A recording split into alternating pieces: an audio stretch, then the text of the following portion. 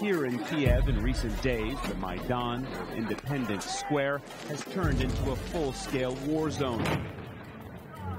More clashes in Ukraine's capital, Kiev.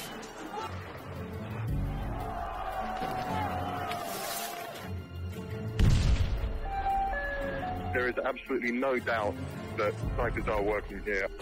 I've counted 10 bodies. Мы и сегодня не знаем, кто стрелял в людей. Это проблема. Now on the brink of a civil war. At least 70 dead so far, and the death toll rising. Эти технологии, еще раз говорю, от них не застраховано ни одно государство. What we saw here today was a revolution. Хотите узнать, что происходило на Украине? We've invested over $5 billion to assist Ukraine in these and other goals. Вы знаете, в большой политике, о чем бы ни говорили, все равно будут говорить о деньгах. NATO has expanded into 13 countries, up to the borders of Russia. 13 countries. The focus has to be on not allowing this crisis to turn into hot war between Ukraine and Russia. Эта тема очень опасная. Это тема войны. Сегодня спокойно никто не должен себя чувствовать.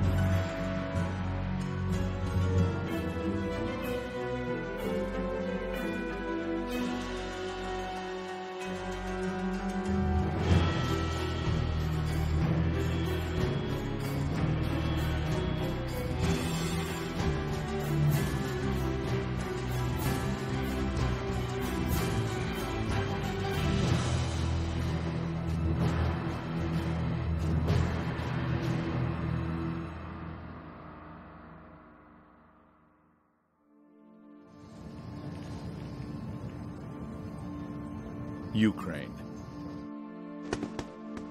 It's an ancient and proud land with a rich history filled with much beauty, heroism, and sacrifice. Ukraine is a borderland, a place where East meets West. This is the flag of Ukraine. The blue represents the sky. The gold, its seemingly endless fields of wheat. Ukraine is a prize many have sought, and much blood has spilled in the quest to possess it.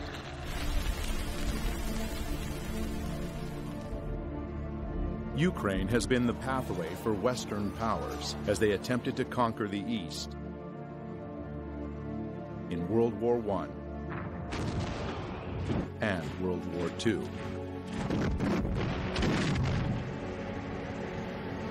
And every time, the Ukrainian people ended up paying the highest price for these grand games of power. History doesn't repeat, but it surely rhymes, said Mark Twain. If one looks closely at the history of Ukraine, one will notice many rhymes. Being surrounded by stronger powers, Ukraine has needed a lot of cunning to survive, and the art they truly mastered with time is the art of changing sides. In the middle of the 17th century, Ukrainian leader Bogdan Khmelnytsky broke a truce agreement made with Poland, siding with more powerful Russia. Just over 50 years later, as the Russian-Swedish War was raging, another Ukrainian leader, Ivan Mazepa, broke the union with Russia when he switched sides, joining forces with the Swedish invaders. Many times, Ukrainian history was written by third parties. Seeking to keep the gains of a revolution at any cost, Russia agreed to the humiliating conditions of the Brest-Litovsk Treaty of 1918, which turned Ukraine into a German protectorate. Another historical document that changed the fate of Ukraine was the Molotov-Ribbentrop Pact of 1939. one of many such agreements being signed between European countries and rising Germany. Attempting to protect his nation from the approaching Nazi threat, Joseph Stalin negotiated a treaty of non-aggression with Adolf Hitler. While promising each other peace, the Soviet and German foreign ministers Molotov and Ribbentrop realigned the map of Eastern Europe, splitting it into German and Soviet spheres of influence. No sooner had the Molotov-Ribbentrop Pact been signed than Poland was split. And in September of 1939, Eastern Poland awoke to be Western Ukraine and a part of the family of Soviet republics and the USSR. But even this bold dividing of lands and nations only delayed the inevitable. Germany broke its promise to the USSR.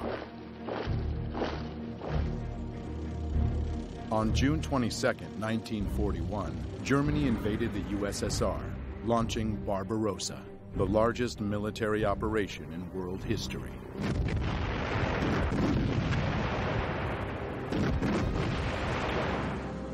Barbarossa was aiming for St. Petersburg, Moscow, and Kiev, Ukraine, three destinations of major significance. Ukraine, with its rich lands and resources, was an important industrial and economic source for the USSR. To cut it off from the Soviet Union would strike a big blow indeed. For most of the Soviet Union, the Second World War was about fighting the invaders of their land. But it wasn't quite so simple for Ukraine. The truth is, Ukraine has never been a united country. When World War II broke out, a large part of Western Ukraine's population welcomed the German soldiers as liberators from the recently forced upon them Soviet rule, and openly collaborated with the Germans. The real scale of collaboration was not announced for many years after the war, but we now know that whole divisions and battalions were formed by Ukrainian collaborators, such as SS Galician, Nachtigall, and Roland battalions. Just in the beginning of the war, more than 80,000 people from Galician region voluntarily enrolled into Division SS Galician in a month and a half, notorious for their extreme cruelty towards the Polish, Jewish, and Russian people on the territory of Ukraine. Members of these military groups came mostly from the Organization of Ukrainian Nationalists, the OUN, founded in 1929. This organization had an ultimate goal of creating an ethnically pure, independent Ukraine, and considered terror an acceptable tool for achieving their ends. Their official flag was black and red, land and blood. It will remain in Ukraine's history long after the OUN will cease to exist. In early 1940, the most radical nationalistic part of the Organization of Ukrainian Nationalists got its own leader, Stepan Bandera. Severely anti-Semitic and anti-communist, he proclaimed an independent Ukraine in 1941. His German allies frowned upon such an act of self-will, and it landed him in prison for nearly all the Second World War. Not participating in the events physically, Bandera still managed to successfully spread his ideology. Many independent historians estimate that the OUN militia exterminated from 150 to 200,000 Jews on Ukrainian territory occupied by the Germans by the end of 1941.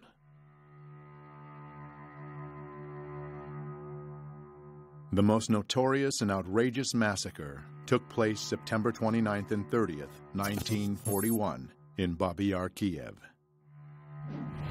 All kikes of the city of Kiev and its vicinity must appear on Monday, September 29th by 8 o'clock in the morning.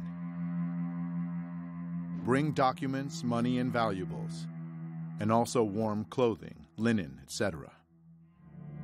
Any kikes who do not follow this order and are found elsewhere will be shot.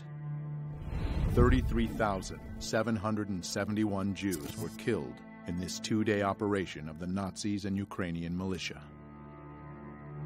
Another outrageous massacre was carried out by the Ukrainian Insurgent Army and the Bandera faction of the Organization of Ukrainian Nationalists in German-occupied Polish Volhynia and eastern Galicia between 1943 and 1944.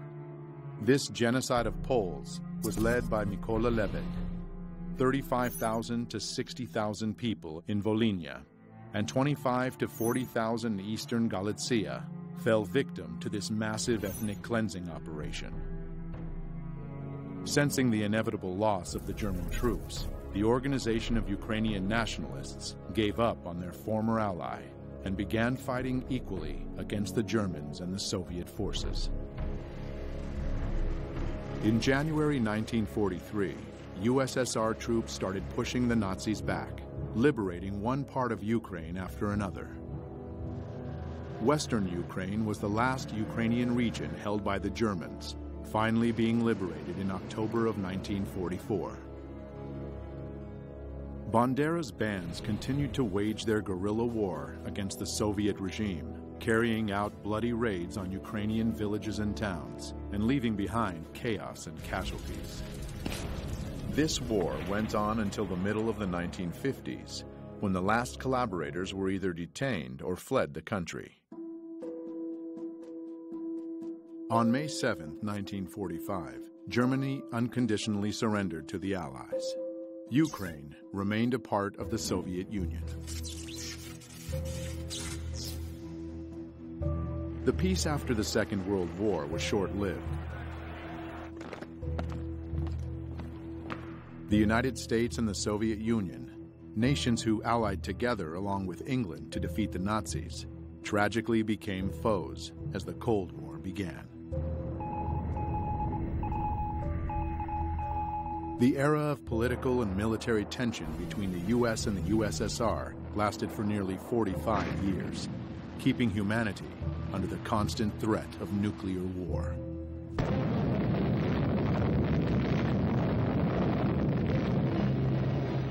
In this battle, the United States never lost sight of Ukraine's importance. U.S. intelligence kept a close eye on Ukrainian nationalist organizations as a possible source of counterintelligence against the Soviet Union.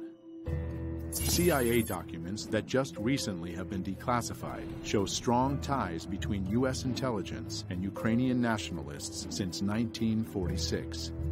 From the CIA agency report, it is clear that they were not mistaken about the nature of Ukrainian nationalist organizations or their leader, Stepan Bandera himself.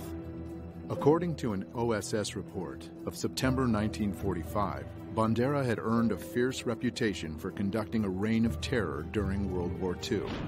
After the Second World War, Bandera and other Ukrainian Nazi leaders fled to Europe, where the CIA helped them hide. The CIA later informed the Immigration and Naturalization Service that it had concealed Stefan Bandera and other Ukrainians from the Soviets. The operations involving Ukrainians continued for many years. The Nuremberg trials of 1945 and 1946 brought the political, economic, and military leaders of fascist Germany to justice and revealed to the world the monstrous face of Nazism and the crimes they committed. But the Ukrainian Nazis were spared the same fate, and some were even granted indulgences by the CIA. By 1954, the agency excused the illegal activities of the OUN security branch in the name of Cold War necessity. In 1949, Mykola Lebed, the man responsible for the massacres in Volhynia, was moved to the United States, where he died in 1989 without ever being investigated or pursued as a war criminal. The CIA moved to protect Ukrainian nationalist leader Mykola Lebed from criminal investigation by the Immigration and Naturalization Service in 1952. Perhaps Bandera lost his use to the U.S., or maybe KGB agents outsmarted the CIA, but in 1959, Stepan Bandera, the leader of the Ukrainian nationalists, was killed in Munich, where he was hiding under the name of Stefan Popel. It would be fair to say that Bandera became a major symbol of Ukrainian nationalism by sheer chance, for he was neither its only leader nor its most powerful one. Dmytro Dontsov was the father of the far-right totalitarian doctrine in Ukraine. Andriy Melnik was the leader of another faction of the OUN. Roman Shuhevich was a general of the Ukrainian insurgent army, and others contributed greatly to the movement. Bandera's dangerous ideology, suppressed by the communist authorities but supported by external forces, never really died. The seeds of Ukrainian nationalism were passed from generation to generation. Unfortunately, it was just a matter of time before they would once again blossom. In 1954, Ukraine's territory was expanded even more when Nikita Khrushchev, the leader of the USSR and a Ukrainian himself, generously gave the Crimean region to Ukraine. Historians would argue about the legitimacy of this transfer for many years to come, and 60 years after Khrushchev's gift, dramatic new events would take place in Crimea. The eyes of the world are on Ukraine as the crisis in Crimea continues. Dozens of heavily armed men seized government buildings in Crimea. Should Ukraine just shrug its shoulders and say, okay, Crimea, it's lost? And the old arguments would heat up once again. The Cold War would heat up and cool down by turns, while both rivals were obsessively building up military capacity. The turning point took place when the new era, Perestroika, came to the USSR with its new leader, Mikhail Gorbachev, in the middle of the 1980s. Perestroika meant restructuring towards liberalization and democratization. It certainly had a positive impact on the international situation. Astonishing news from East Germany, where the East German authorities have said, in essence, that the Berlin Wall doesn't mean anything anymore.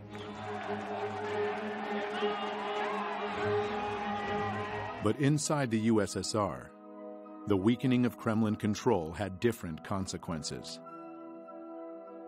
In Ukraine, a nationalistic political organization, Narodny Ruch, or People's Movement, emerged in 1989 due to this new openness. They advocated for independence of Ukraine from the USSR and became an incubator for leaders of Ukrainian neo-Nazism.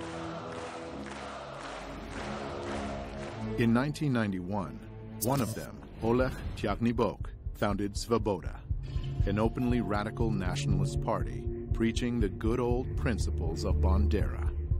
Вони готувалися і боролися з москалями, боролися з німцями, боролися з жидвою і з іншою нечистю, яка хотіла забрати в нас нашу українську державу. Purge Ukraine from the Jews and Russians, Ukraine for Ukrainians, and so on. His statements got him 5th place in the Simon Wiesenthal Center Top 10 Anti-Semitic World Leader Rankings of 2012. But also, sadly, attracted numerous followers. Dmitry Yarosh founded another extreme right organization, Trizu, or Trident, in 1994. In April 2013, Yarosh became an assistant to a member of parliament from the opposition party Udar. Later that same year, he would become the leader of the most radical Ukrainian Nazi group, the Right Sector. Andriy Parubi would soon appear leading a whole army of ultranationalist warriors. And the torch marches would once again light up the streets of Ukrainian cities.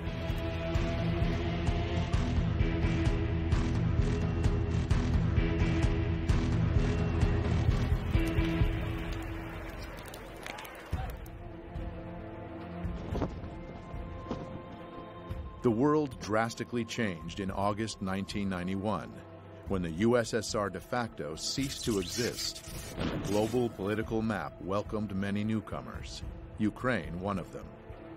In modern history, it was the first time Ukraine was truly independent and all on its own.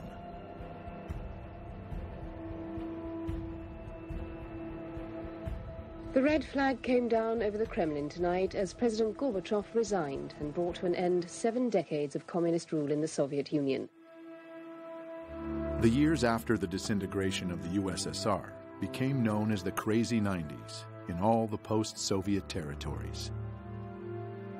He's leaving behind 15 independent states which share only a disastrous economy and an uncertain future. After having been under a government-controlled economy, the free market dramatically changed the rules of the game. New businesses emerged instantly, and the first oligarchs were born overnight. The former country with no class division suddenly became stratified. The chosen few became rich, while the rest had to fight to survive. Сразу же после получения независимости началась еще более дикая приватизация и растаскивание имущества, государственной собственности, понижение жизненного уровня населения сразу же после получения независимости. И причем, какие бы власти не меняли друг друга, для жизни рядового гражданина ничего не меняло. Там происходил просто систематический грабеж населения, грабеж граждан, грабеж украинского народа. И, конечно, люди уже устали от этого произвола, от этой совершенно сумасшедшей коррупции.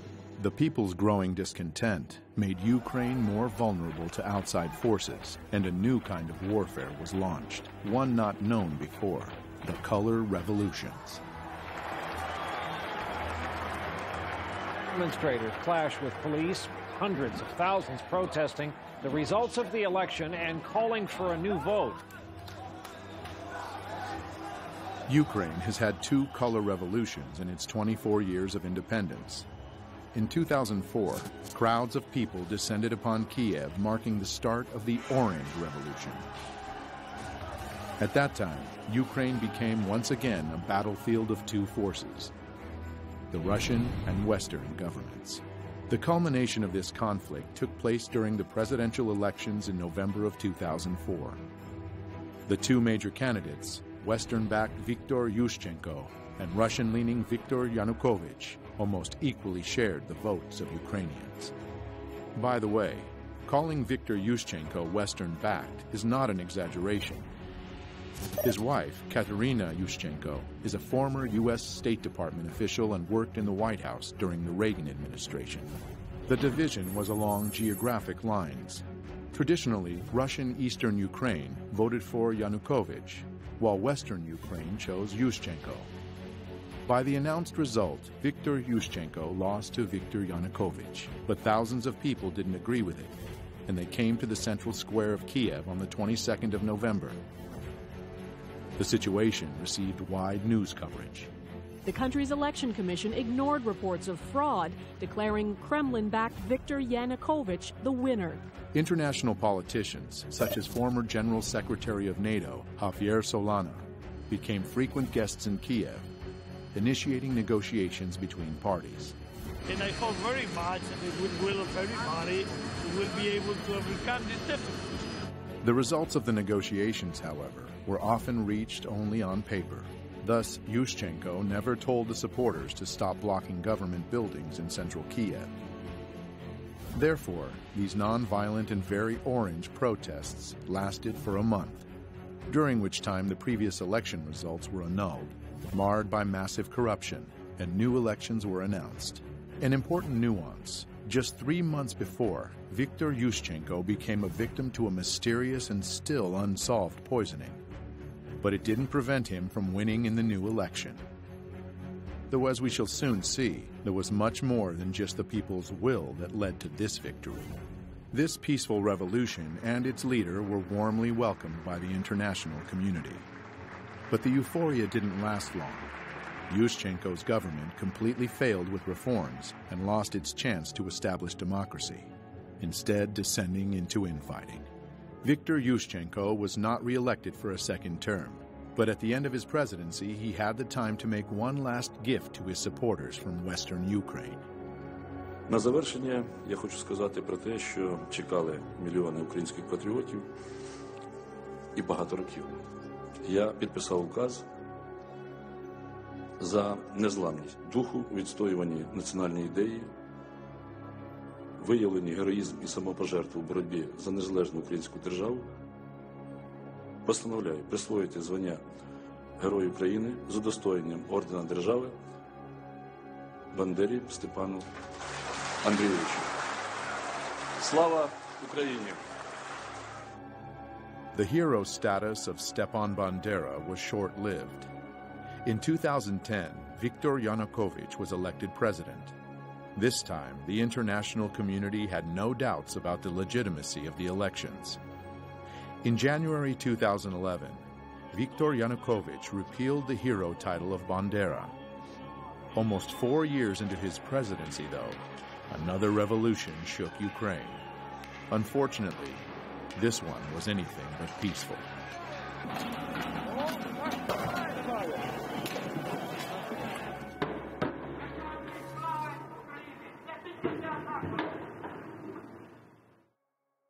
Mr. Yanukovych, I'm an American. I'm an outsider to this situation, and it's very complicated. But I would like, as a filmmaker, just to jump into the action and go to those moments in November 2013. You're president of the Ukraine. You've been president for 3 years at this point. The country is in bad economic shape, very bad. You have a trade agreement with Russia, and now you're seeking to make a better agreement with the EU, with the European Union, and you are negotiating. Can you bring me to that moment and what you're thinking? Действительно, это был очень сложный период времени для Украины, и нам нужно было найти решение проблем в 2013 году. Поэтому у нас было два партнера. Прежде всего, мы рассчитывали на Международный валютный фонд. Но Международный валютный фонд на протяжении года, когда мы вели переговоры, нам предлагал неприемлемые для нас варианты решения. Значительное поднятие тарифов для населения, прежде всего на энергоносители и на газ, то есть значительный рост расходов населения, при том, что доходы оставались прежние. Мы на это не пошли. Мы предложили другие варианты решения вопросов. Мы получили официальный отказ Международного валютного фонда в ноябре 2013 года. Оставалась Россия. Россия нам сказала, что мы готовы с вами работать как партнеры, если вы учтете наши интересы. Того, что экономика Украины и России зарождалась как единая экономика, сложились абсолютно уникальные, особые экономические отношения. Рынки в России были полностью открыты для украинских товаров, а при этом наши границы с Украиной таможенные полностью раскрыты. Таким образом, Евросоюз как бы заходил со всеми своими товарами на нашу территорию без всяких переговоров. И когда мы начали считать балансы, мы увидели, что соглашение, которое подготовлено Европой для Украины, требует больших экономических расходов, компенсаций потерь, а Европа компенсаций не предлагает. При том, что российский рынок при этом для Украины частично сокращался или прикрывался. Сказали, конечно, если Украина решила так поступить, это ее выбор, и мы уважаем этот выбор. Но мы не должны этот выбор оплачивать. Наши переговоры с Европой не увенчались успехом. Поэтому на этом пути мы предложили сделать паузу. Violent clashes erupted in the Ukrainian capital Kiev as more than 100,000 people protested against a government decision to delay an association deal with the EU. Vitaly, you were Minister of Interior Affairs for the Ukraine during this period, and you were Chief of Police, essentially, of the country. Can you tell me your version of what happened from November protests through February protests? Мы располагали информацией, что протестные акции в любом случае массово планируются и начнутся в 2015 году. Но оппозиция воспользовалась тем фактом, что в начале Кабинет министров, а затем и президент приняли решение временно отложить подписание ассоциации с Европейским Союзом.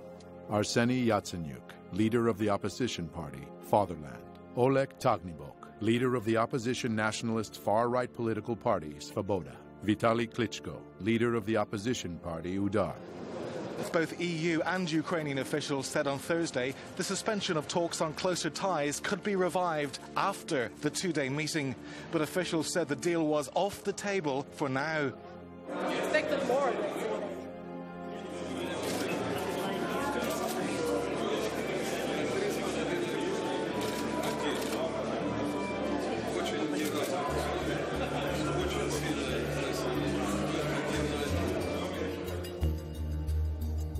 Pro-EU protests on the streets of Kiev enter their second day. The crowd of around 1,000 protesters were joined by the leader of the opposition, the reigning world boxing champion Vitaly Klitschko. He called on the demonstrators to maintain pressure on the government after it decided not to sign a major trade deal with the EU.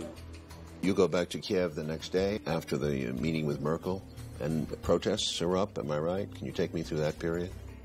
Если у меня в самом начале было понимание того, что это мирные акции, и во время мирных акций можно вести диалог, и я к этому был готов.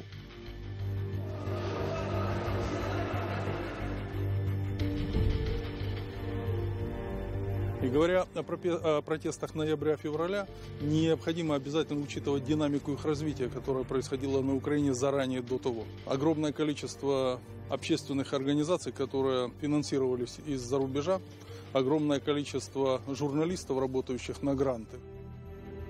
Robert Perry is a longtime investigative journalist based in Washington, D.C., best known for his major disclosures about the Iran-Contra scandal in the 1980s.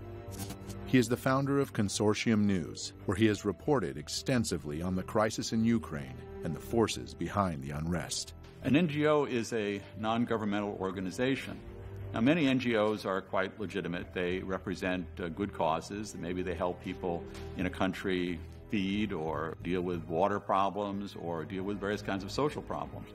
But there are some NGOs that have become funded by government entities and serve more the purpose of that government rather than trying to serve the people that they are ostensibly working for. One thing we saw in the 1980s, at that point the Central Intelligence Agency had been largely discredited because of scandals that had been exposed in the 1970s. For 15 years, the CIA has secretly financed overseas activities of the National Students Association. But then there came to light a fantastic web of CIA penetrations. So when the Reagan administration came in, there was this concept that instead of having the CIA, which traditionally would go into these different target countries, funding their media, funding NGOs, funding different political operations, that was essentially farmed out to a new organization called the National Endowment for Democracy, which was created in 1983. And it would do pretty much what the agency used to do. It would go into one of these countries and it would support various political groups, train activists, deal with journalists, business groups, and try to advance U.S. foreign policy interests, sometimes against the interests of the host government, the target government. And beyond that, they received financial and other logistical help from the National Endowment for Democracy and other U.S. agencies that help them training activists, working with journalists to get their side presented more favorably. They work on things like how do you get traction? How do you get things to go viral? How do you then use that to generate support for your cause? And support was generated. Mustafa Nayan, a founder of one of Ukraine's new media outlets, Hromadske TV, knew very well how to make something go viral. It was his notorious Facebook post on November 21st, 2013, that brought the first crowds to Maidan. Я це написав просто, щоб почути, чи є ці люди, чи просто ми поговоримо десь у Фейсбуці. If you don't read the newspaper, you are uninformed. If you read the newspaper, you are misinformed. To deliver your message efficiently enough in the modern world with so many different technologies and means of communications, you must embrace them all. As the disturbing events of Euromaidan started on November 21st, 2013, 3 new TV channels went on the air and suddenly became stunningly popular in Ukraine. Spilno TV, November 21st. Hromadske TV, November 22nd. And Espresso TV, November 24th, directly from opposition protest. These channels went viral, supporting the protests and encouraging more and more people to come to Maidan. И первые выступления массовые начались 21 числа, 21 ноября. Сначала акции проходили мирно. На эти акции пришли люди разной категории. Это были молодые и пожилые люди, приходили с детьми. Явно было понятно, что с их стороны есть доверие к власти, в том числе и к правоохранителям, потому что свободно выходили.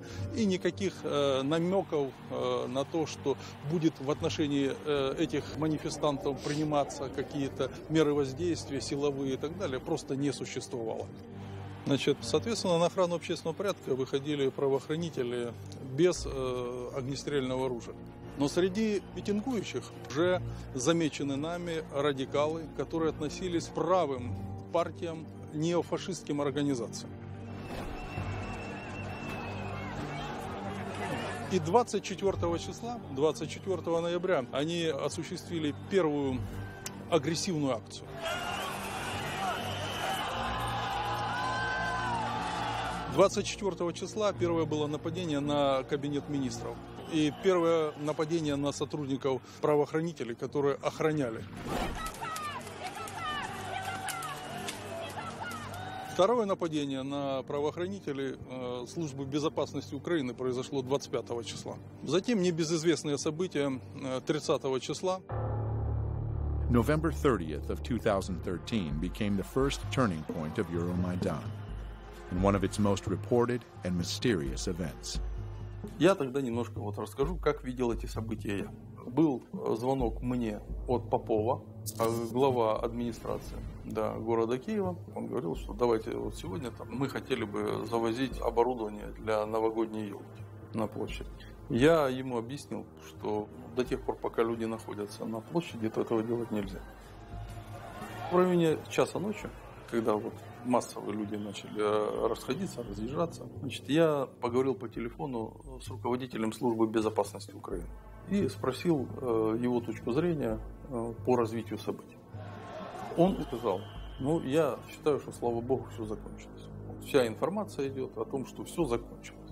Потому что фактически с 21 числа, я в кабинете просто жил и спал там. Какое-то время, может быть, 2 часа в сутки удавалось поспать. Около 3 часов ночи я приехал тоже к себе домой. Завел часы на 6:30 утра, включил телевизор сразу же, когда проснулся. Он у меня был настроен на 5-й канал. И 5-й канал демонстрирует большое количество скорых помощи. И там побитые люди. After riot, police attacked peaceful protesters with clubs. Happened in the early morning hours. The eyewitnesses that were there said that the police did use truncheons. Меня, честно говоря, пробил просто холодный пот.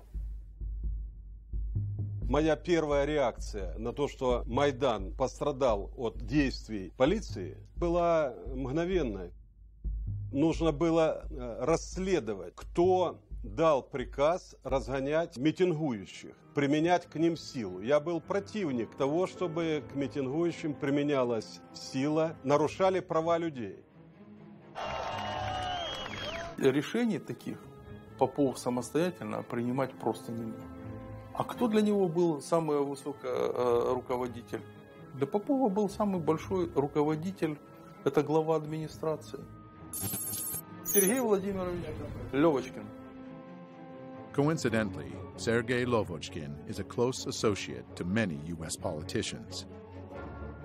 The security service of Ukraine had evidence that on that night, Lovochkin was in contact with opposition leader Yatsenyuk, where they discussed the clearing of Maidan on the pretext of installing the annual Christmas tree. News media reported that the riot police cruelly attacked the students peacefully sleeping in their tents.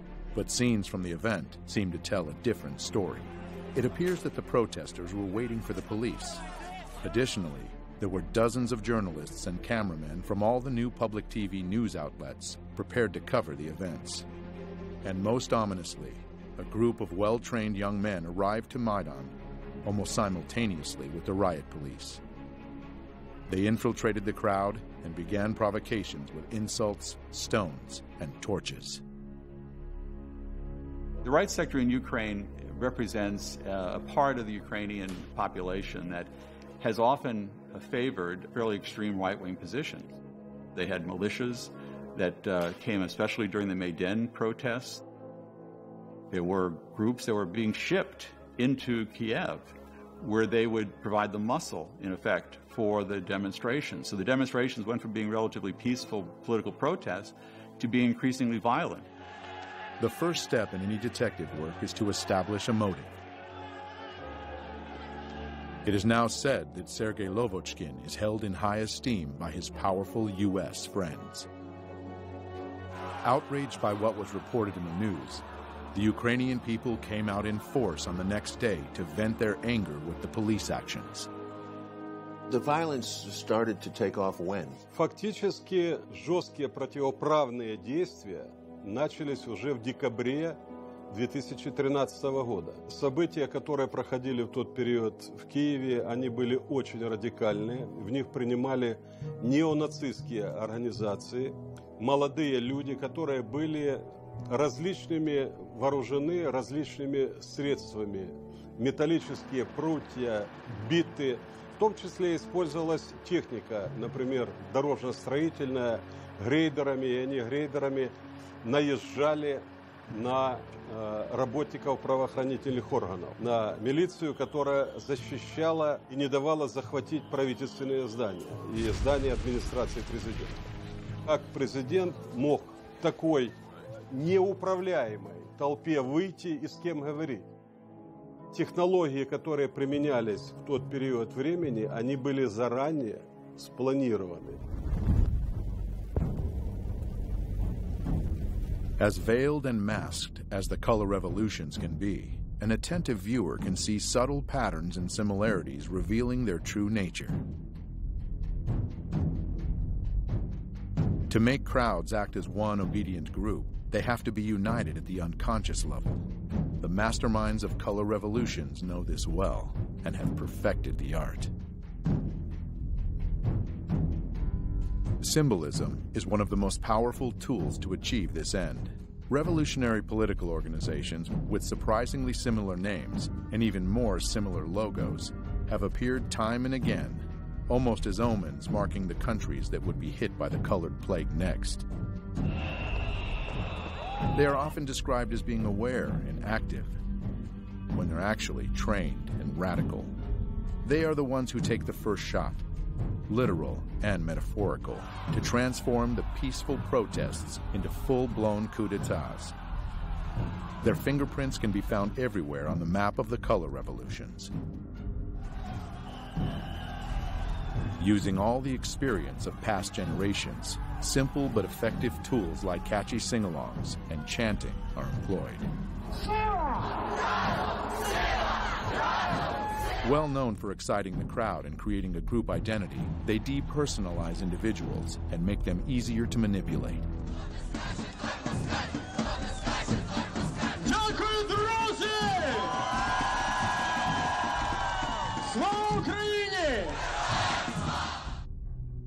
Конечно, без денег здесь не могло быть. Такое количество не государственных, различных общественных организаций, грантов, которое выделялось на Украину, это не есть секретом. Incidentally, one such organization, Hromadske TV, received generous donations from the Dutch and U.S. embassies, as well as from the Renaissance Foundation, an NGO founded by George Soros. I set up a foundation in Ukraine before Ukraine became independent of Russia. And the foundation has been functioning ever since. And it played an important part in events now. I like criticism, but it must be my way. Did you see any evidence of U.S. involvement? Did you feel their presence from the U.S.? Очень частыми гостями были представители Соединенных Штатов, конгрессмены, были госпожа Нуланд, приезжала очень часто, у нас были с ней дискуссии. Но после этих дискуссий она шла на Майдан и поддерживала протестующих. И обвиняла правоохранительные органы, применялась чрезмерно сила. На самом деле эти все месседжи мы видели на Майдане.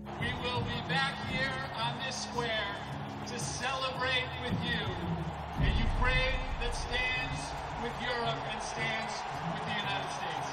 Well, members of Congress were visiting Ukraine during that period, most famously Congressman John McCain. So some of the people who were challenging their government, their elected government at that point, were being told by the senior U.S. official, a person who ran for president and a top official in the U.S. Congress, that the U.S. was with them. I'm Senator John McCain, and it's always a pleasure to be back in Ukraine. Senator McCain was, in a sense, giving the people in the Maidan a feeling that they had the backing of the most powerful country on earth. This is about the future you want for your country.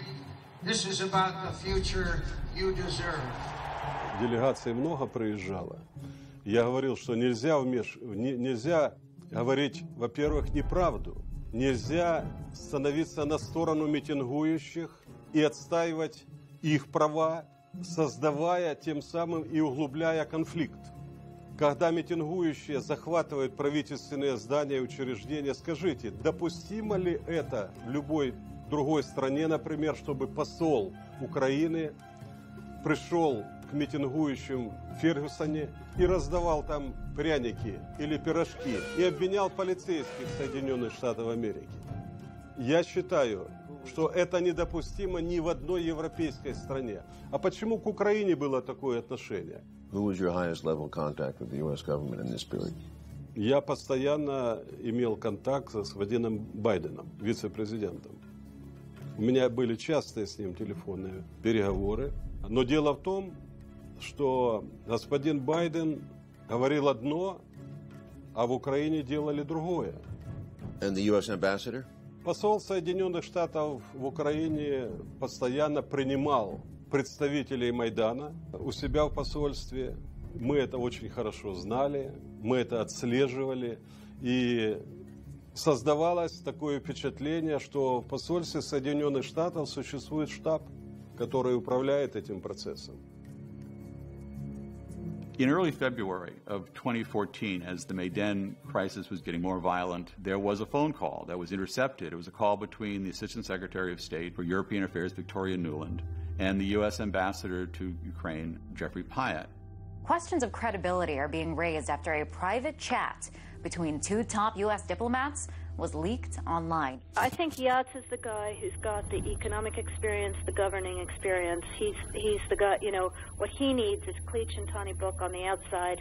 I just think Klitsch going in, he's going to be at that level working for Yatsenyuk. It's just not going to work. Yeah, no, I think that's right. Okay.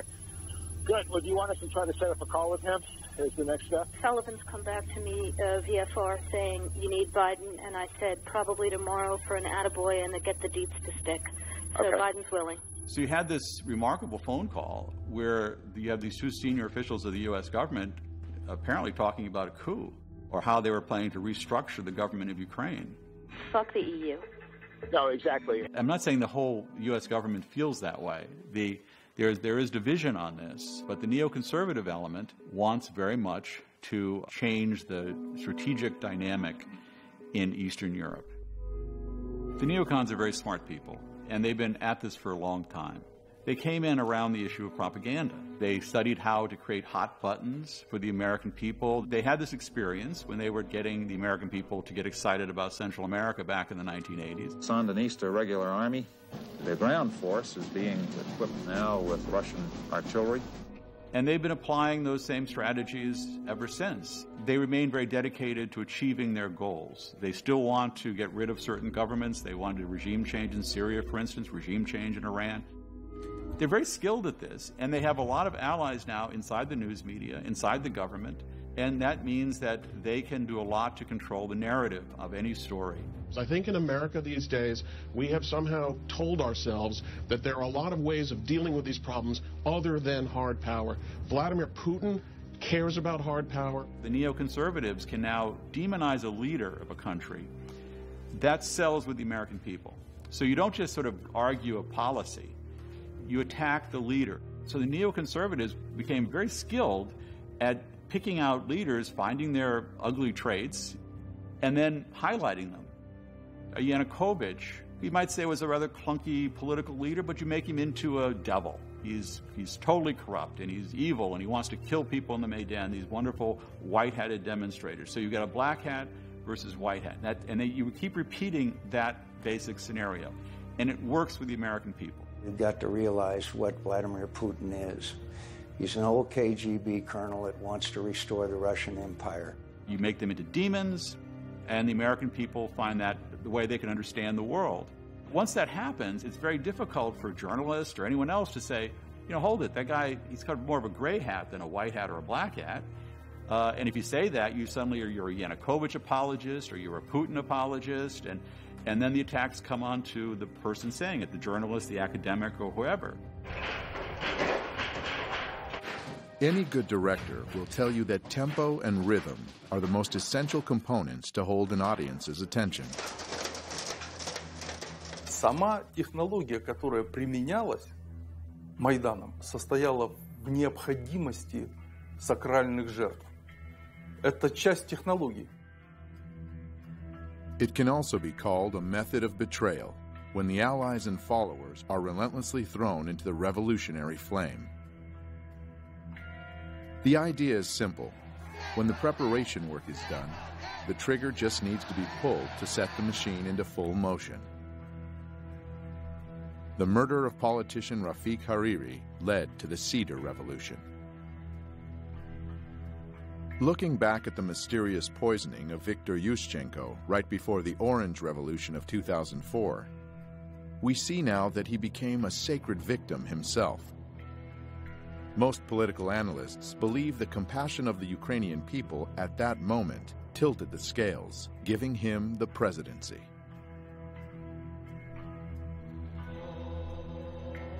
The number of victims among the protesters during Euromaidan totaled over 100. They are called the Heavenly Hundred. All the sacred victims were immediately mythologized. The beating of students on November 30th, 2013 was the obvious trigger of Euromaidan. Those who sent trained provocateurs to the square very well realized that peaceful protesters were the ones who would get hurt the most. It's hard to keep protests going for months on end. Tensions subside, and people inevitably get tired. Holidays are also a big danger for revolutionary masterminds. People want to be home with their families and friends, and one needs to get inventive to keep people in a cold tent city.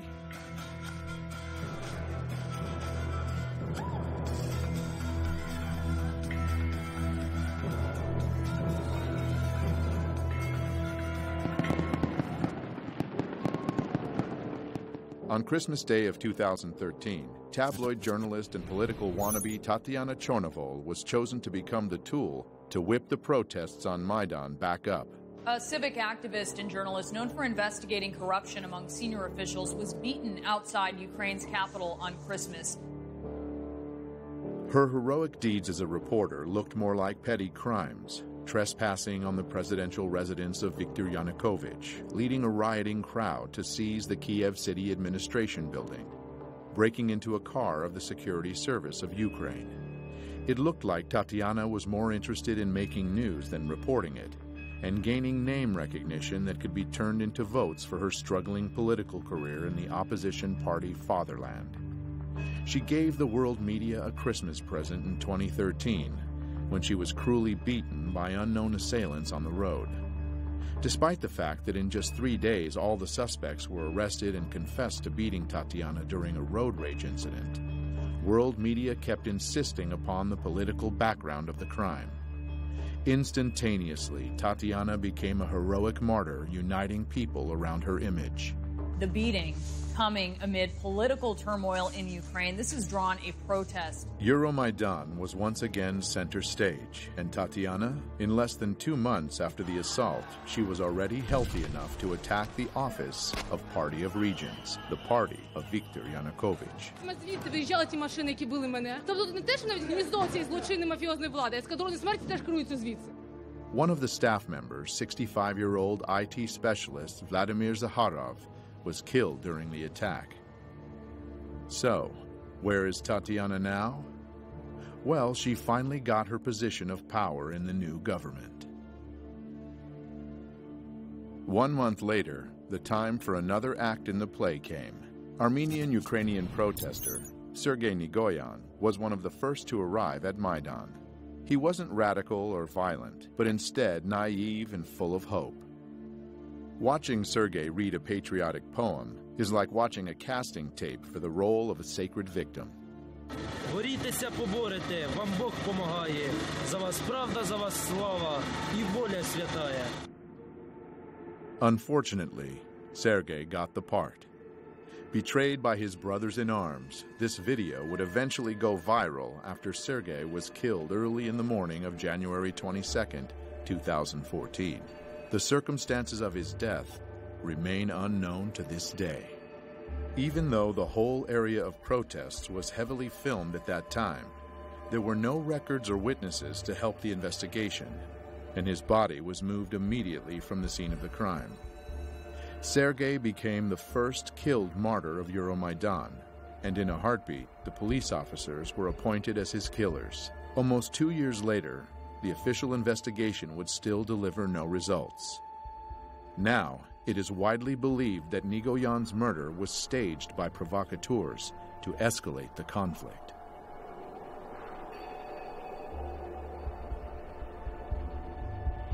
God speaks to people with the language of signs. On January 26, 2014, Pope Francis prayed for Ukraine, addressing thousands of people at St. Peter's Square in Vatican City. Padre, et Filius, et Spiritus Sanctus. After the prayer, 2 white doves were released from the papal window and were immediately attacked by a crow and seagull. Those who understand the language could easily read the meaning of this omen. Soon, great forces, the seagull and the crow, would be tearing apart 2 Slavic nations, the white doves. This omen gave hope to the Ukrainian people, saying that by God's will, the doves would be saved. But it also predicted severe hardship and many victims.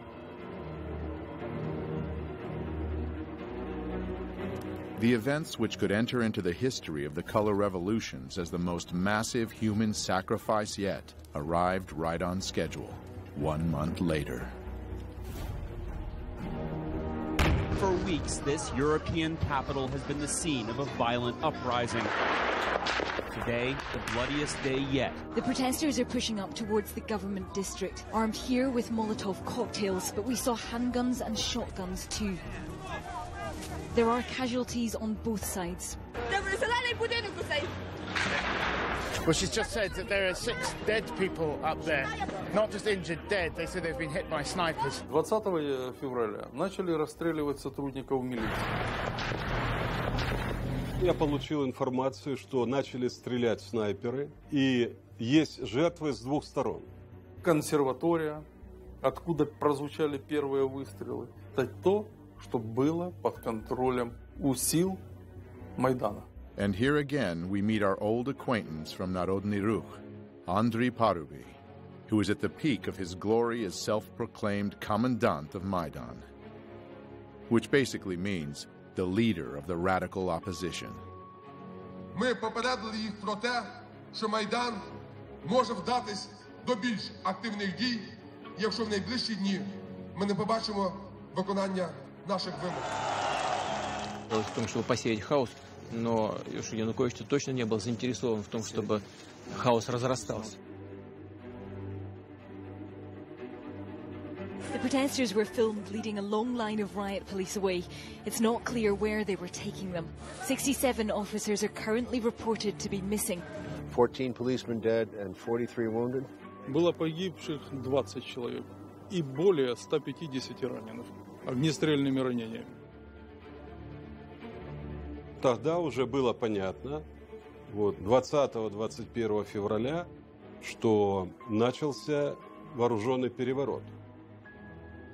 Earlier, from inside the protest camp, the opposition leader Vitaly Klitschko urged his supporters to stay put. Each of you here should stay strong in spirit, he said, because we're not going anywhere. Мы вели в этот период времени переговоры с оппозицией и очень часто договаривались. Но, как я позже понял, что это была игра. Та часть, которая оппозиции, которая не принимала участие в переговорах, радикальная часть. Она не обращала внимания и никого не слушала. Они выполняли свою работу. Like in 2004 during the Orange Revolution, international leaders felt it necessary to intervene and bring both sides to the negotiating table. Приехали 3 министра иностранных дел европейских стран в Киев. Laurent Fabius, Frank-Walter Steinmeier, Radoslav Sikorski. Приняли участие во встрече президента Януковича и оппозиции. Договорились о том, что будут проведены досрочные выборы.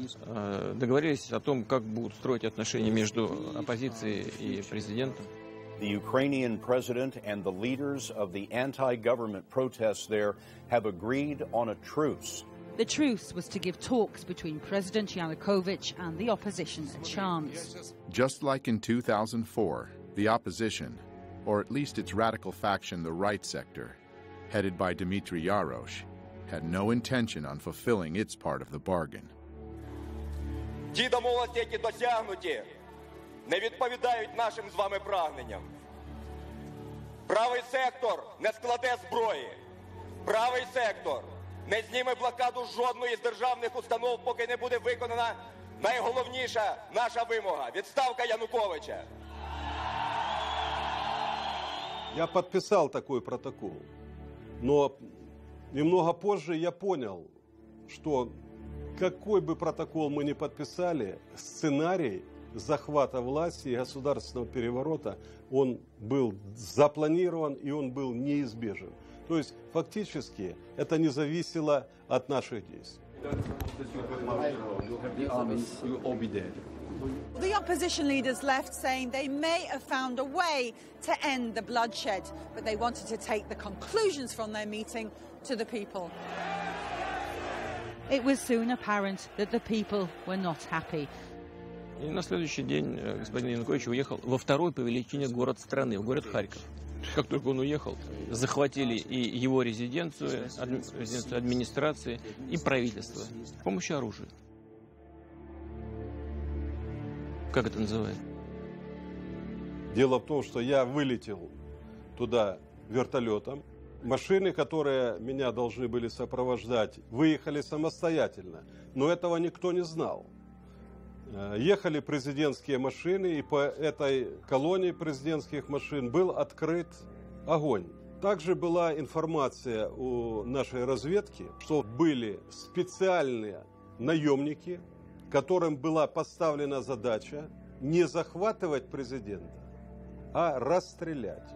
И я обратился к президенту Путину, чтобы он разрешил мне выехать на территорию России. Я получил согласие, и мне было оказано содействие. 24 февраля я попал на территорию России.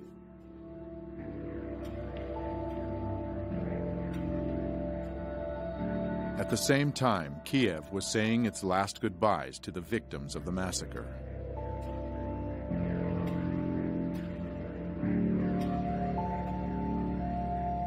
It was also welcoming those who came to power at their cost.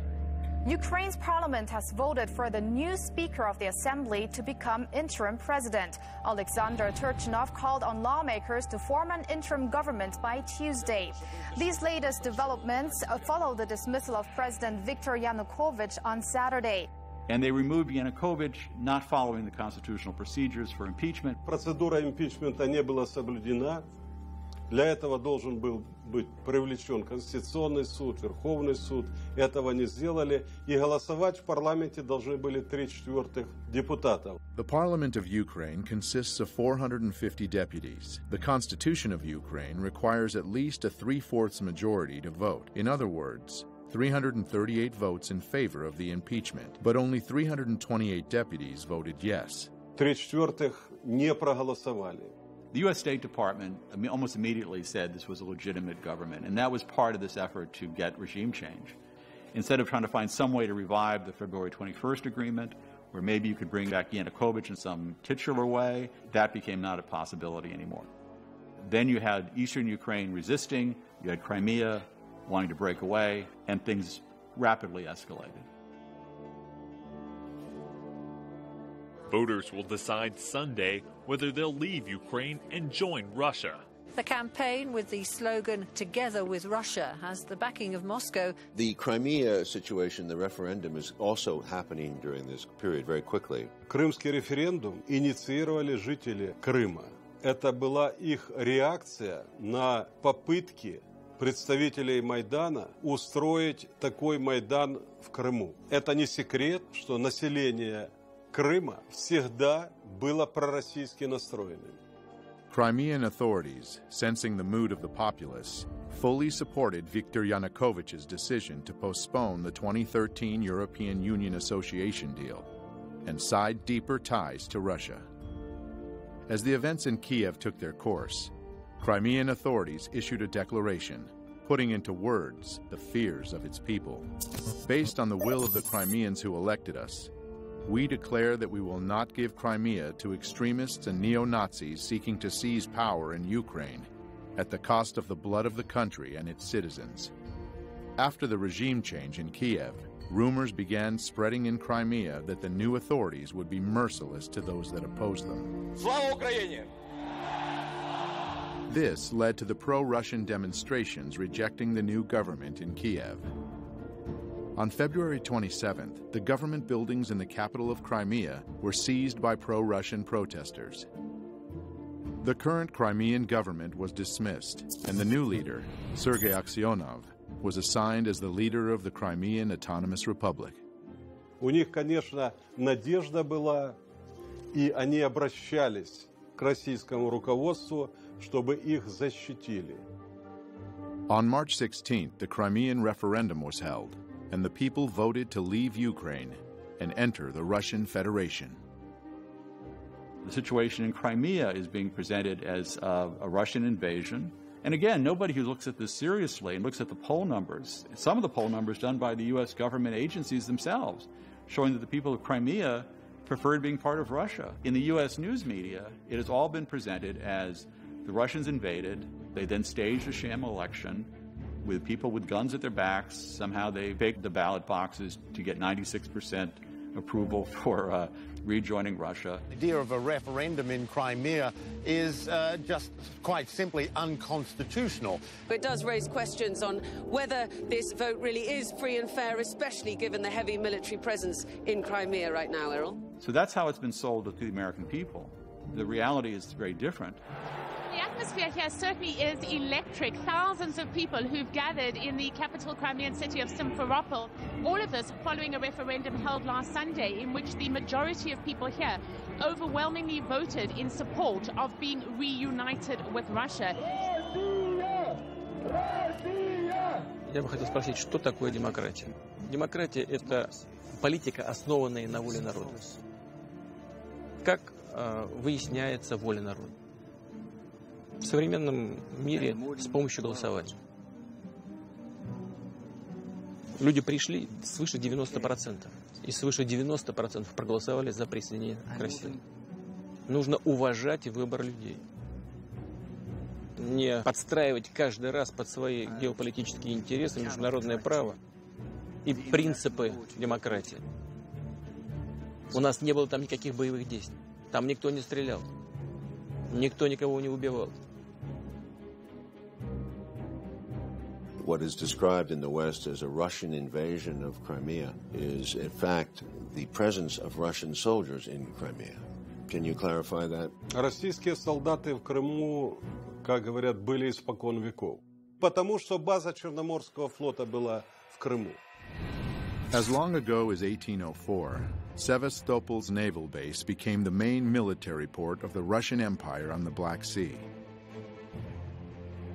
During the Second World War, the heroic defense of Sevastopol lasted almost a year and took hundreds of thousands of lives.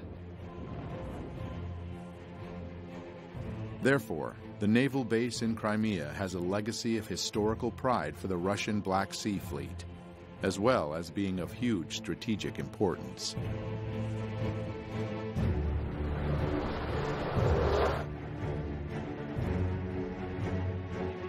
Those of us alive back then remember when there were Soviet missiles put into Cuba, how frightened Americans were and how angry, and how we almost went to a nuclear confrontation over having weapons of that kind of destruction placed that close to the United States.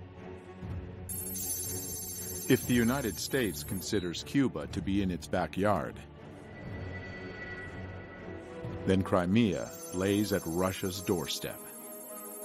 The consequences of a U.S. seizure of the base or a NATO base? Очень тяжелые. Потому что сама по себе база ничего не значит. Но вот чтобы я хотел отметить один нюанс. Почему мы так остро реагируем на расширение НАТО? Нас беспокоит практика принятия решений. Я знаю, как принимается. Когда страна становится членом НАТО, ей уже очень трудно сопротивляться давлению со стороны такой крупной страны, лидера НАТО, как США. И там легко может появиться все, что угодно. Система противоракетной обороны, и новые базы, и, если потребуется, и новые ударные комплексы. А нам что делать? Мы должны в этой связи предпринимать контрмеры, то есть ставить под удар наших ракетных систем те объекты, которые, по нашему мнению, начинают нам угрожать. Ситуация напрягает. If we are attacked, we would certainly respond. Знаете, мне кажется, я не всегда понимаю логику наших партнеров. Иногда складывается впечатление, что нужно держать в повиновении и наладить дисциплину в своем собственном западном, так называемом, атлантическом лагере. Для этого нужен внешний враг. При всех опасениях Иран на это не очень тянет. I am concerned about the expansion of NATO. NATO has expanded into 13 countries, up to the borders of Russia. 13 countries. Эта тема очень опасная. Это тема войны. Вообще, война между Россией и Соединенными Штатами, вообще это безумие.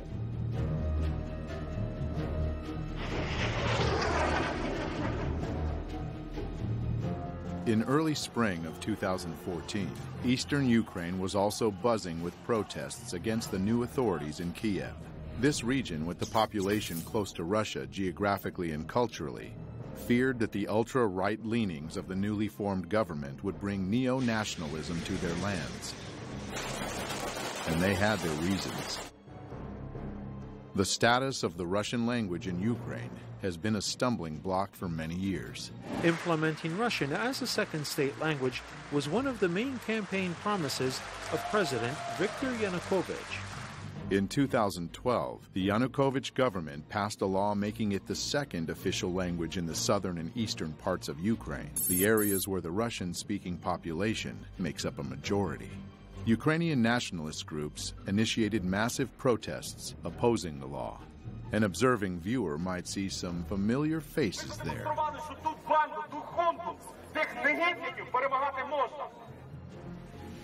On February 23, 2014, the very next day after the regime change, the new government voted for an annulment of the official status of the Russian language.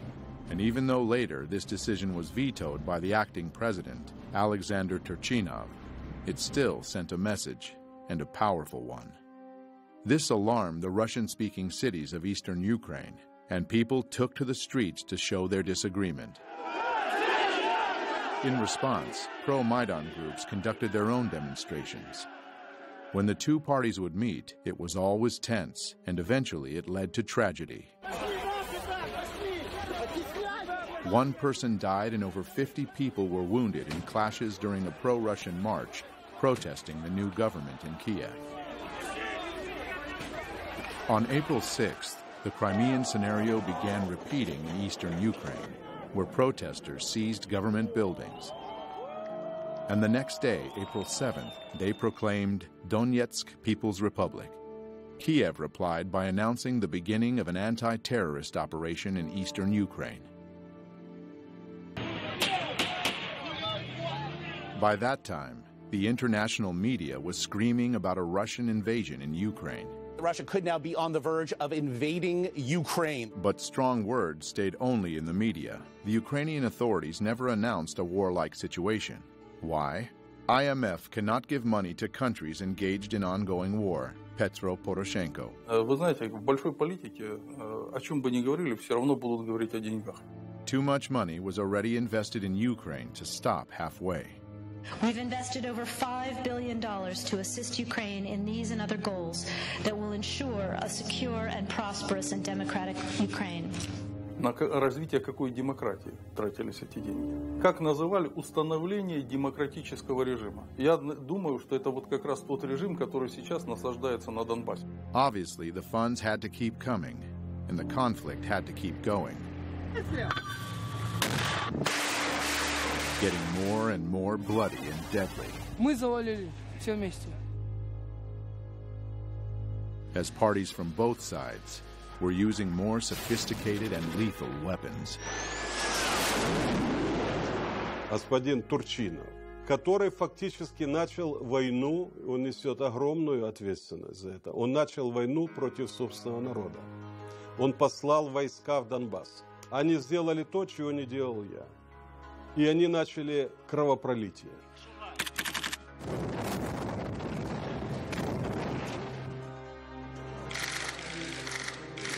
The world seemed too busy welcoming this new democracy in Kiev to notice what was being done as it spread its wings over the country. Many in southern Ukraine had been viewing the revolution with concern.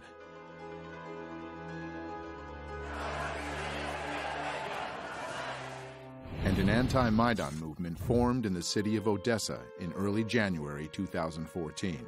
The protesters set up their camp in front of the Trade Union House, a building which would soon become a monument to a massacre of its own. It's difficult to overestimate the importance of Odessa. It is strategically located on the Black Sea, and it's Ukraine's largest seaport. It's not surprising that Ukraine's new authorities were watching the situation unfolding there with growing alarm. More and more of Odessa's people were joining the anti-Maidan movement at the same time as events in eastern Ukraine were heating up. The new Ukrainian government didn't have the power to wage war on too many fronts. If Odessa were to join the growing uprising in the eastern regions, it would seriously complicate the situation. This rebellion had to be extinguished immediately and at any cost, and that cost was high. On May 2nd, 2014, soccer fans flocked to the center of Odessa City for the Ukrainian Championship match.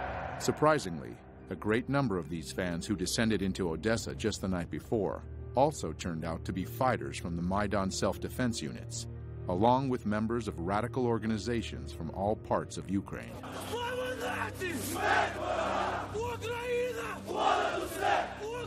These fans, masked, armed, and shouting nationalist mottos, began disturbances in the center of the city as they marched to the anti-Maidan tent encampment, where they attacked.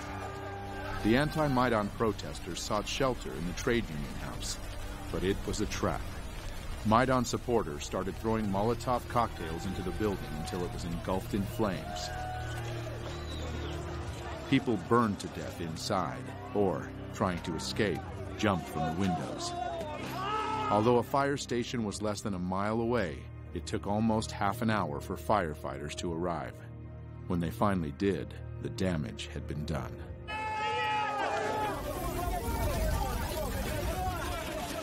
But here's an intriguing fact. Just a few days before those dreadful events, a messenger from Maidan, Andriy Perubi, made a visit to Odessa. It's an interesting coincidence that some of the people he met with in Odessa were seen at the scene that fateful day.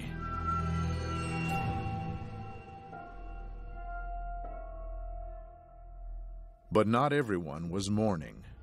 On the popular political talk show Schuster Live, the news about the people burnt alive in Odessa was welcomed with a long round of applause.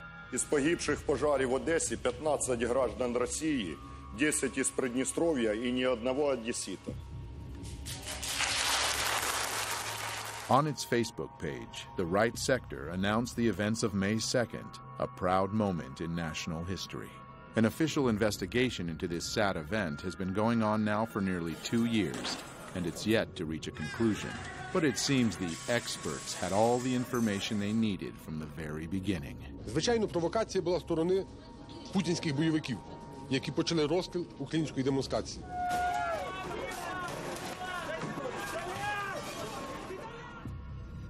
It looks like Odessa really is a very important piece of real estate, as it was honored with a very special new governor appointed on May 30th of 2015.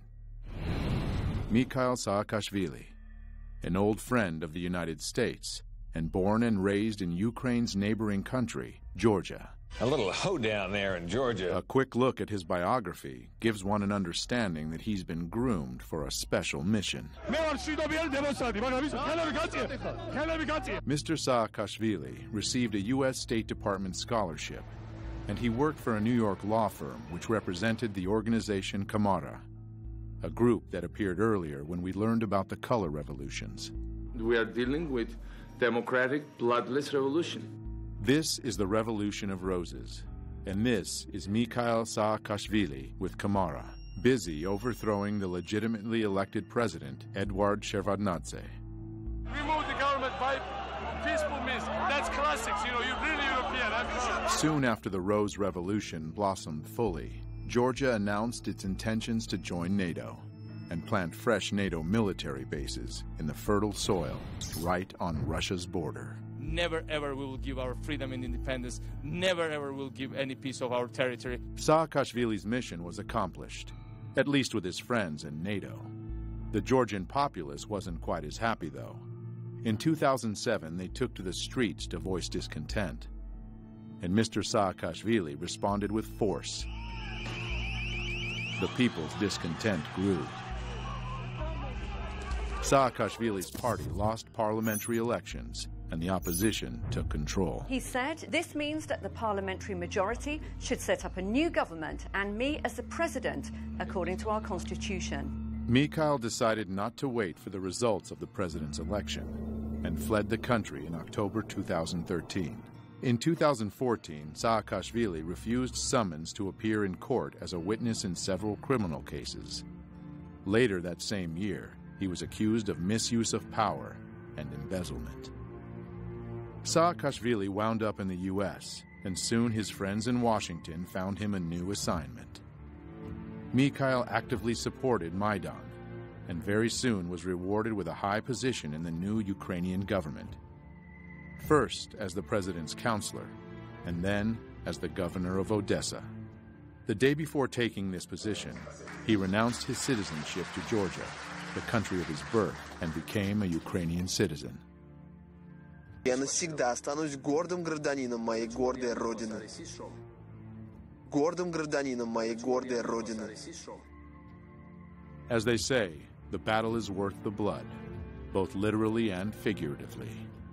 Я прекрасно знаю реальную цену реформ господина Саакашвили. Я прекрасно знаю то, что он на Украине на самом деле является частью проекта, который нужно осуществить Украине определенным силам.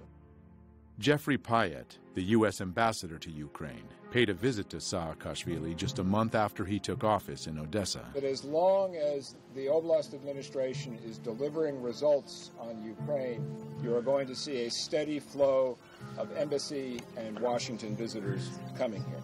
The meeting was fruitful, and Jeffrey generous. No matter how well Saakashvili's job goes, it looks like he shouldn't be worried about his own finances. On his Facebook page, he posted an official document showing that the new governor of Odessa gets a pretty penny from Washington, almost $200,000 a year. For comparison, the governor of Maine gets $70,000 a year. So if Odessa became a new U.S. state, it would be at the top of the list. Mr. Saakashvili should feel right at home in his newly adopted country. He is best of friends with fellow color revolutionary leader Viktor Yushchenko, who's the godfather of his son. Губернатором Одесской области назначен бывший президент Саакашвили. Это просто плевок, оскорбление одесситам, да и всему украинскому народу. Ему не дали даже рабочую визу в США.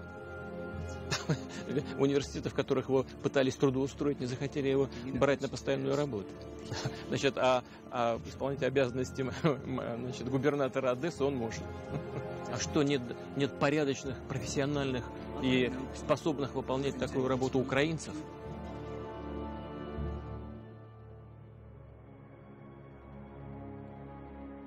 A war once launched, doesn't choose its victims. We are just learning at this hour that Malaysian Airlines has now confirmed that it has lost contact with one of its planes. The plane was indeed shot down by a missile while flying at a high altitude over eastern Ukraine near the Russian border. 298 revised number of souls on board, all feared dead. It was a murder. It was a crime. There's been this odd nonchalance about pursuing the answers. There was a report, a very limited report, put out a few months after the event. But since then, they said the next report will be on the first anniversary of the event. But you deal with a criminal investigation before it becomes a cold case. So there's been this curious element of why is there not greater pressure from both the media and the Western governments to answer these questions. But even without any answers, the fingers were pointed immediately. That's not an accident. That is happening because of Russian support. Evidence indicates that the plane was shot down by a surface-to-air missile that was launched from an area that is controlled by Russian-backed separatists inside of Ukraine. И, безусловно, государство, на территории которого это произошло, несет ответственность за эту страшную трагедию. The Malaysian Boeing wasn't the first plane to play a significant part in American-Russian relationships. On September 1st, 1983, Korean Airlines Flight 007 from New York to Seoul via Anchorage was shot down by a Soviet interceptor aircraft over the territory of the USSR in the Sea of Japan. There was absolutely no justification, either legal or moral, for what the Soviets did. The tragedy of the Korean Boeing was considered a perfect occasion to demonstrate the NATO military power within dangerous proximity to the Soviets. On November 2nd, 1983, NATO launched Able Archer, a 10-day command post exercise simulating a conflict escalation, culminating in a nuclear attack. It was followed by placing Pershing II nuclear missiles in Europe. What Reagan didn't take into consideration was the paranoid overreaction of the Soviets. A recently declassified U.S. intelligence report shows that for the first time since the Cuban Missile Crisis, the world was that close to nuclear war. Just like in 1983, the Malaysian Boeing crash was leveraged against the enemy. A new wave of sanctions hit Russia immediately after the tragedy. The United States is imposing new sanctions in key sectors of the Russian economy. Almost a year and 3 months later, the Dutch Safety Board published a report. Ladies and gentlemen, flight MH17 crashed because of a 9N314M warhead detonated outside the aeroplane above the left side of the cockpit. The report didn't blame any specific group or person and estimated a very wide area of 320 kilometers as a zone from which the missile was fired. At the same time, the Russian producer of Buk missiles, Almazante, conducted its own independent investigation. Результаты эксперимента полностью опровергли выводы голландской комиссии о типе ракеты и месте запуска. During the experiment, they blew up a retired airliner with a Buk missile and came to the conclusion that the Malaysian plane was brought down by the older type of missiles, not used by Russia anymore, but still in the possession of Ukraine. The company claims that the missile was launched from the territory controlled by the Ukrainian military. One would expect that these controversial results would again stir up public interest in the investigation, but the tragedy of Malaysian flight MH17 had already played its role in the big geopolitical game. Therefore, it was soon forgotten. The goal was achieved. After the third wave of sanctions hit Russia, the tensions between the two countries skyrocketed. So the question presents itself: are we truly witnessing the beginning of Cold War 2.0? And if so, what are our chances to survive at this time?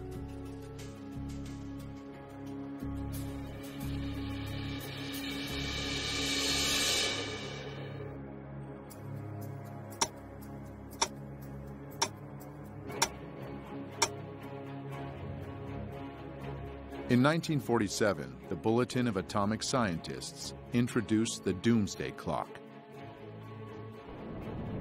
It represents a countdown to global nuclear annihilation. In 1953, during the height of the Cold War, it came its closest to midnight as the superpowers were creating massive nuclear arsenals. This is the story of America's ever-expanding atomic weapons program. As the world began to grasp the insane danger of nuclear warfare and took measures to control the arms race, the situation steadily improved. In 1991, the doomsday clock was at its furthest from midnight, 17 minutes. That time of hope was short-lived, though, as the world has become more and more unstable. But in 2015, the Bulletin of Atomic Scientists moved the clock to just 3 minutes to midnight. Today, unchecked climate change and a nuclear arms race resulting from modernization of huge arsenals pose extraordinary and undeniable threats to the continued existence of humanity. The United States and Russia have embarked on massive programs to modernize their nuclear arsenals, undermining existing nuclear weapons treaties.